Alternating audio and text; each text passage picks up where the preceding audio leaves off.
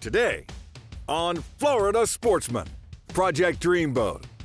The team at Rocky Point Boatworks completes their 100-hour Suzuki service with fresh fuel filters and more.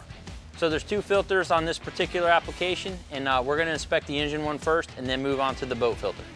At TRB Customs, Dale tackles the daunting task of painting faux wood on the HydraStepp. Yeah, I'm going to give it a go, and for added pressure, I'm going to be filmed doing it for the first time. And George LaBonte joins Kyle Durjan aboard his custom 1973 Forrest Johnson Prowler. I couldn't be more happy with how it turned out. I don't think I would change a single thing on it. All coming up on Florida Sportsman, Project Dreamboat. Join us as we follow one-off builds to all-out restorations in Stuart, Florida's Dreamboat District, home to some of the best custom boat builders in the world. From modest to over-the-top, industry experts from the district's premier facilities show how it's done. Fiberglass repair, custom paintwork, engine rigging, electronics installations, and more. And boating editor George LaBonte shares the stories of boaters who have already turned their dreams into reality. This is Florida Sportsman Project Dreamboat.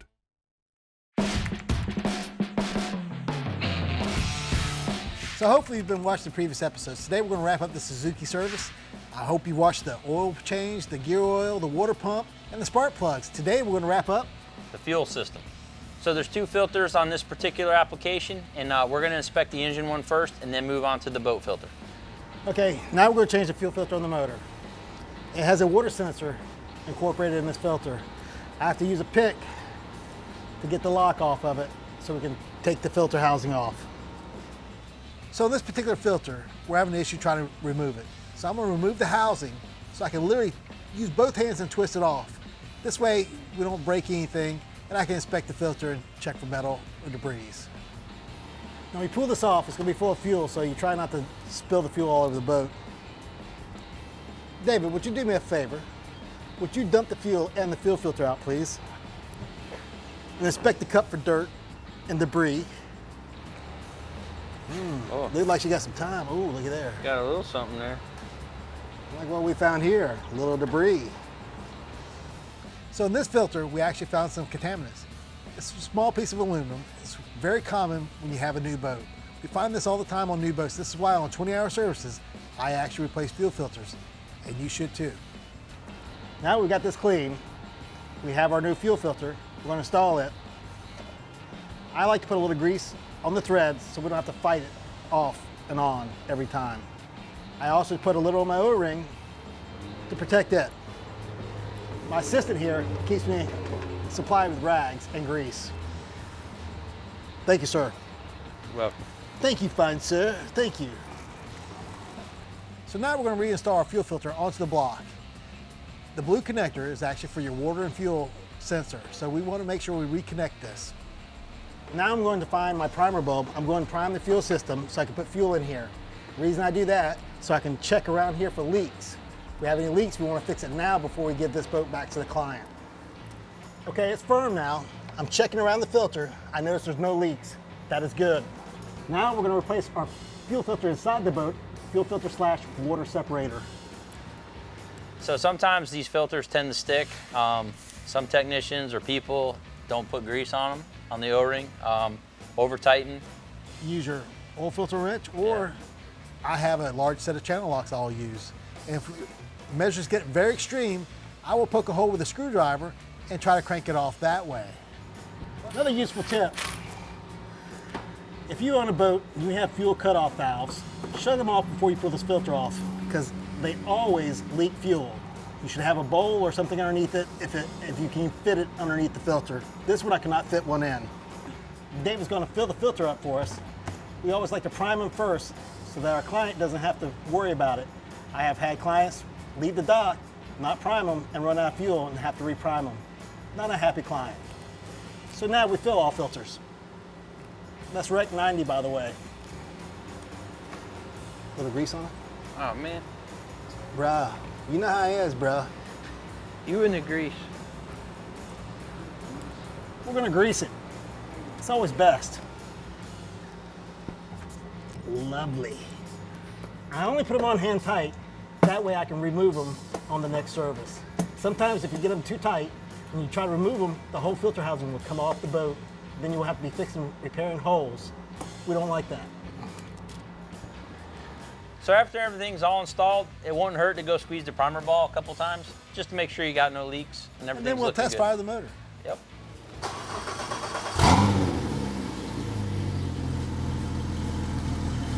Once we fire it up, we look for a good stream of water coming out, and No, I just want to say, I really like these Suzuki tune-up kits. They come with everything you need. yeah.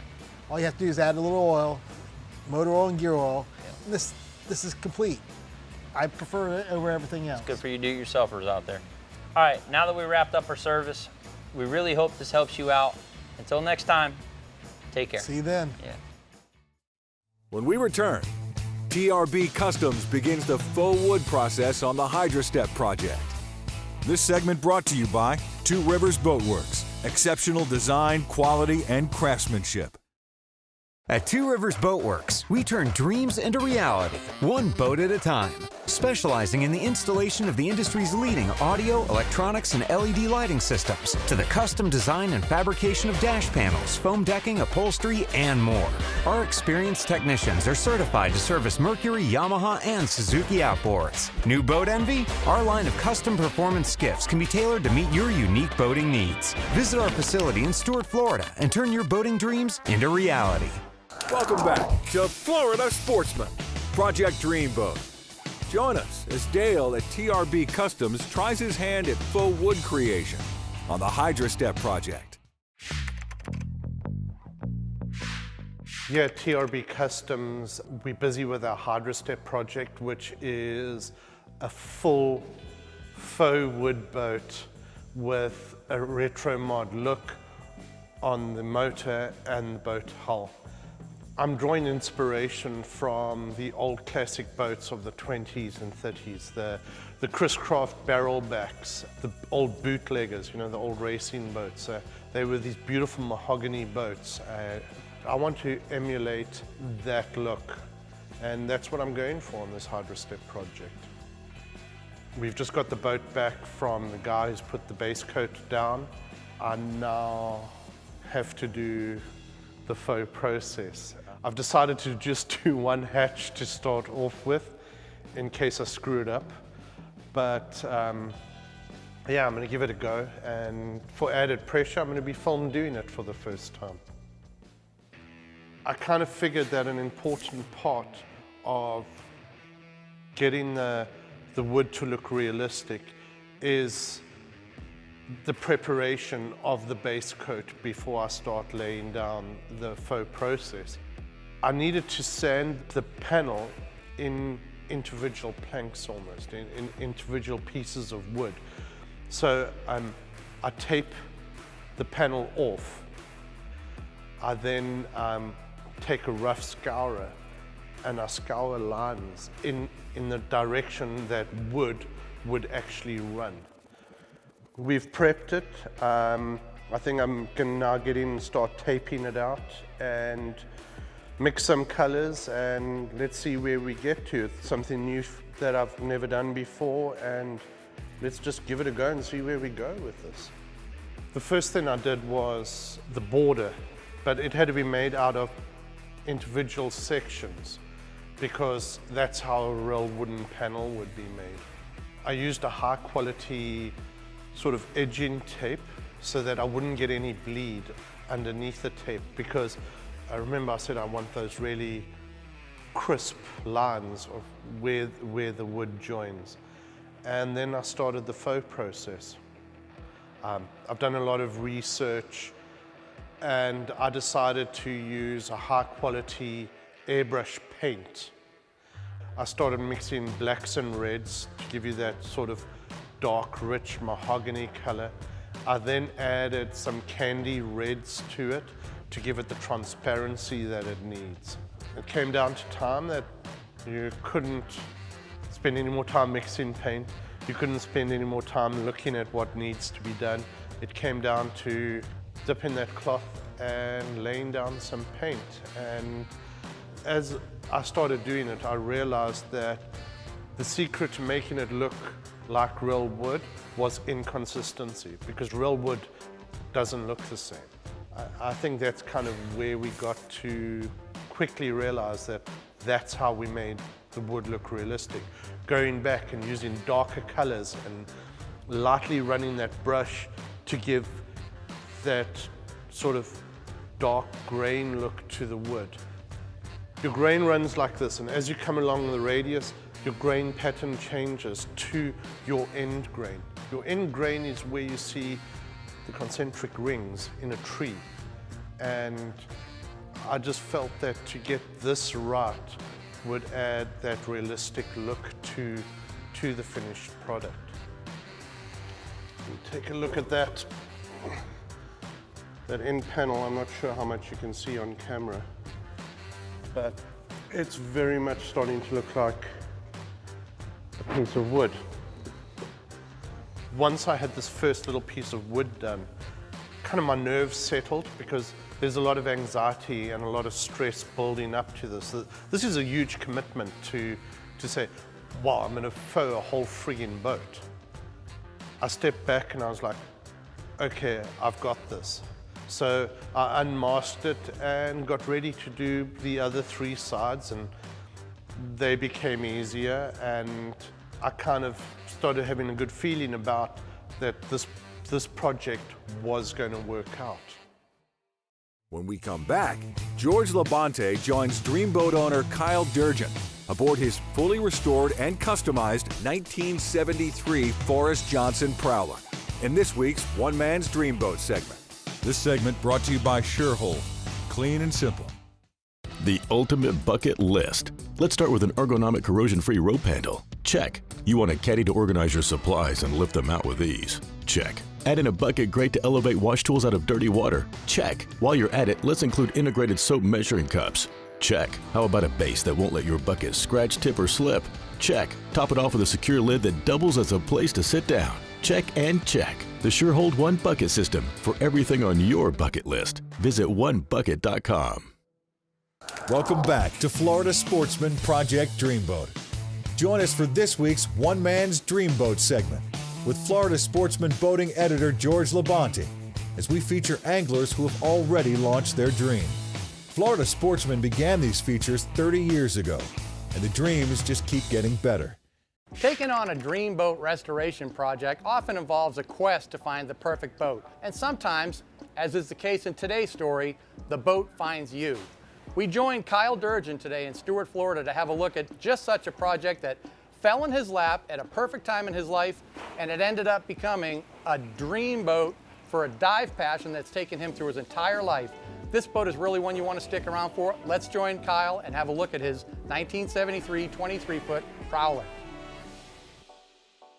I grew up on the water. My grandfather had a 1977 Weber's Cove down east, and we grew up on the water, you know, as kids, from everything from running a little 13-foot Boston whaler to coming out to the sandbar every weekend, you know, come out and scrub the bottom of my grandfather's boat, you know. We thought it was the funnest and coolest thing to do. My whole family scuba dives. My grandparents scuba dive. My father does. My mom and dad both did. So growing up about 6 years old, we started in the pool at my grandparents' house, and then kind of fell in love with it. Always thought I was going to be an astronaut growing up as a kid, and then found out, you know, wasn't smart enough to do it or whatever. So decided why not be an aquanaut. So that's kind of how it started out, and been doing it ever since. So I bought this and kind of on a whim, just sitting at a boat yard. My buddy was building another Prowler, a 32-foot Prowler, and this was sitting there in the weeds. And I didn't even want to really actually buy the boat, but I just started thinking about it, and I went out there and I was helping him, and then all of a sudden, next thing you know, I was like, it just struck me. I was like, I'm gonna build my own boat. So that's kind of how I came across it. Condition of the boat, when I first picked it up, it had some trees and weeds growing in the middle of it. Basically, it was completely, almost abandoned, it had looked like. So the price of purchase was, you know, idealistic for me, but I didn't know necessarily what I was going to get myself into. It was converted already to an outboard. The transom had not been redone or repatched or anything, so all the through hulls and everything had already been there, so I had to come back and grind it all out, rip it out, redo it, and refiberglass and beef up the transom for an outboard to go onto it. The floor itself is all Nitacor flooring and everything. Everything is all composite. build and everything. I wanted to stay away from wood so that way it wouldn't rot. So after I got all the glass work done, I popped the mold for, you know, the knee and the strut for the back here, the dive tank racks, the helm, the console. I'd never made a mold or anything like that, so, you know, I worked with a lot of wood and stuff. The melamine board to make the mold and the wax, mold release, all that stuff. And then after that, it was basically a ton of sanding and fairing, unfortunately. But after that, I wanted to make sure that the boat looked pretty good from the outside. Inside's kind of down and dirty. Things are going to be slamming down on the tank, you know, fish, spear shafts, tanks, stuff like that. So the outside's kind of, it's all in all grip paint, medium gray. And then it was off to the bracket and the hardtop. And I said, I want a big platform. I want to be able to put divers on it. I want to be able to swim up on it, get the boat to have enough volume on the back of it so that way, you know, coming out of the hole, it's got a ton of volume and space in the bracket itself because it's going to be loaded down with dive tanks. It had a canvas rag top on it that was completely eroded and just completely corroded to pieces. Again, went back to my buddy Mike, and he did literally all the curves, all the lines to match the radius and the curvature and the lines of the boat. I had a vision in my head, and it would have been, you know, like sticks in here, like just weld it here, do that. He literally just took it to the next level, and I just made a fiberglass hardtop. I wanted to go with the Suzuki because of their warranty. And then also I wanted something with a 300 horsepower with a 6-cylinder to try and keep down on weight. Some horsepower to get up and go. And the fuel efficiency. I couldn't be more happy with the fuel efficiency. I averaged 2.5 to 3.4 miles per gallon, and the fuel efficiency and the economical aspect of it is absolutely unremarkable. I was absolutely blown away, fully loaded down, what I was running for an MPG on the outboard. I couldn't be more satisfied with it. Collectively, it took about 8 months to get the boat from date of purchase to out on the water running. And then we've been enjoying it ever since. I couldn't be more happy with how it turned out. I don't think I would change a single thing on it. For the most part, it's a good sandbar boat. We'll go out fishing, family can go out, plenty of room. It can hold 4 divers with 3 tanks each, or 6 divers at 2 tanks each. And it'll accommodate pretty much all my needs for what I need. So I couldn't be happy with it. It's a dream come true to be able to see from it turning from something into an abandoned boatyard into out enjoying the time on the water. When we wrapped up our day with Kyle, we presented him with an assortment of products from our friends at Surehold, which they were happy to provide. I know this will go a long way towards keeping this boat looking its best. After an initial investment of $2,000 and spending $30,000 on repairs and custom modifications, the cost of Kyle's Dreamboat comes to a total of $32,000. When we return, the intricate faux wood process on the HydraStepp continues at TRB Customs. This segment brought to you by Yamaha. Reliability starts here. Your time on the water is precious. You return season after season to make unforgettable memories, fight a few fish, reconnect with friends, and recenter yourself. If you count on having this time, you need an outboard you can count on to power it. That's why boaters stay with Yamaha for the long run, for life. They know reliability starts here.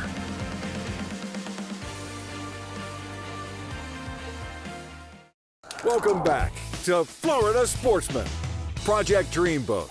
Join us as Dale at TRB Customs aims to complete his first faux wood panel with realistic perfection on the HydraStepp project.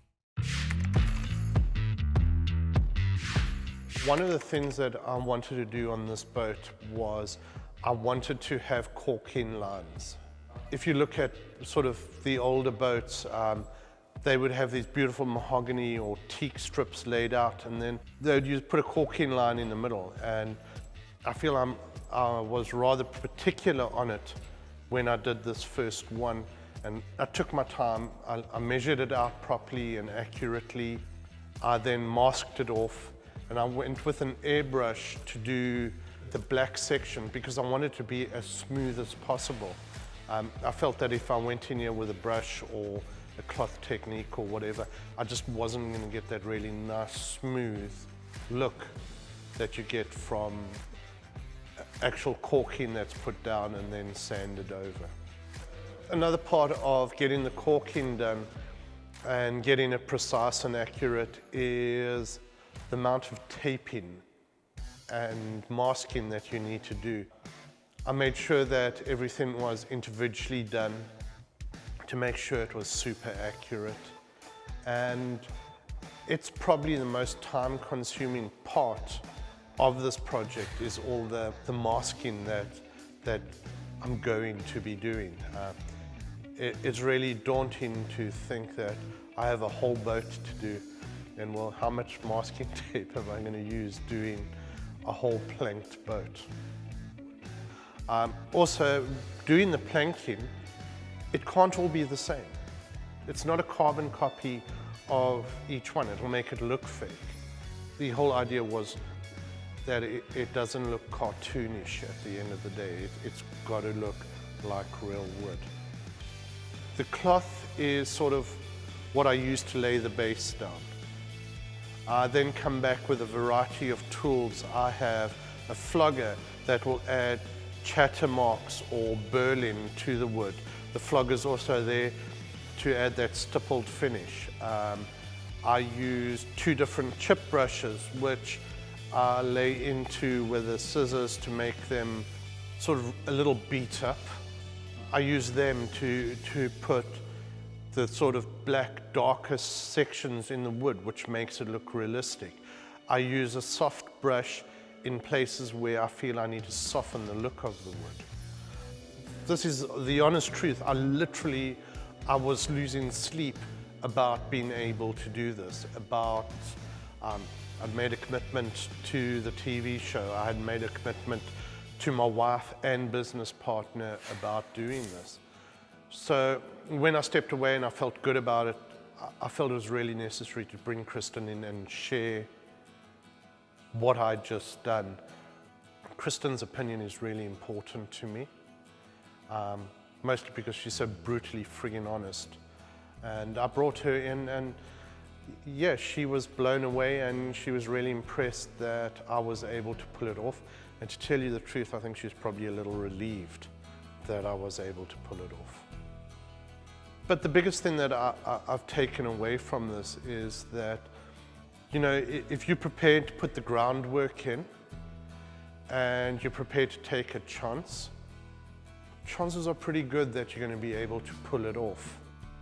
And get out there and try something like this. You want your dash panel done, give it a freaking go. If you want your transom done, give it a go. I had a lot of doubt, and I put that aside and approached it with an open mind, and it worked for me. Next week on Florida Sportsman, Project Dreamboat.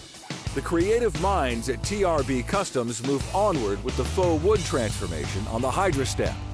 George LaBonte joins Captain Eric Hasty aboard his fully customized and personalized Slayer skiff.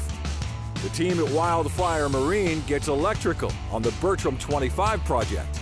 And the experts at Two Rivers Boatworks take on updating and customizing a Donzi 38 ZSF.